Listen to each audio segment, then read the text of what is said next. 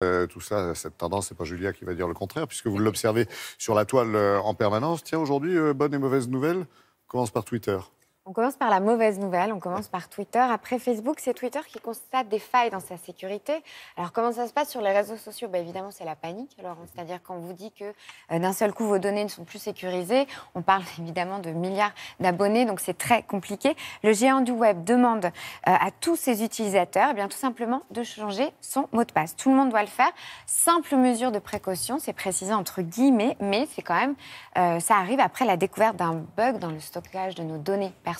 Donc c'est quand même assez important et surtout, ça crée une certaine panique sur Internet. Et c'est ça qui est compliqué à gérer. Ils envoient des cartes postales. Voilà, le Minitel, ce que vous voulez, ça marche encore.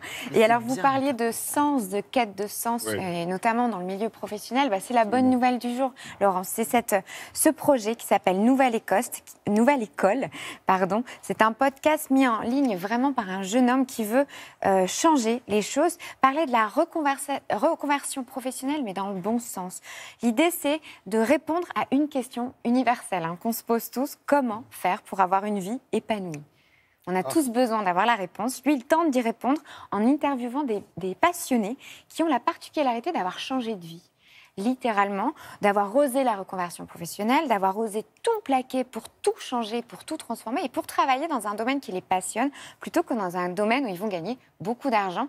Et il se trouve que ce podcast, il est très inspirant et il inspire beaucoup de gens sur la toile et c'est pour ça qu'on en parle ce matin. Merci beaucoup, merci Julia.